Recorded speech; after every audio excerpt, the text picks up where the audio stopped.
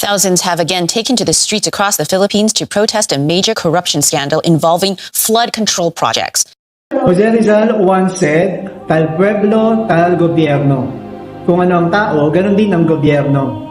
Kaya kung mapapaisip tayo kung bakit nagkakaganito yung bayan natin, kasi sira ang pamilya. Nakita po natin yan sa buong kasaysayan kapag bumabagsak ang civilization, kapag bumabagsak ang nation, kasi bagsak ang pamilya. Tama po yung sabi ni Zig Ziglar, as the family goes, so goes the nation. There's a reason why the disconnection from God and the disconnection from family are exploding at the same time. Because when people step away from family, they step away from accountability and truth. They step away from God. Yung mga nasasangkot sa kaso natin simula pa nung last year hanggang ngayon, nakakalungkot.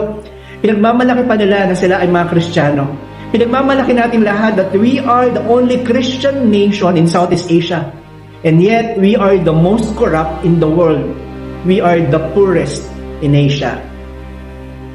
Ang isa sa nakikita po natin kapag ang isang pamilya ay sira, wasak, ang mga kabataan ay unti-unti ding lumalayo sa Diyos. Samahan niyo po kami, suportahan niyo po ang 45 families na sasama sa camp ngayong 2026 with 4 to 6 members. Napakalaki po ng dapat nating trabahuhin sa pagpapatatag ng pamilya. Ang Camp 2026 ay isa sa hakbangin natin para maging ambag, para makabangon ang bayang ito.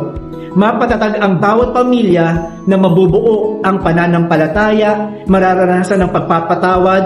Madami mang nagkakamali, ngunit makikita ang paghahangad na mapabuti.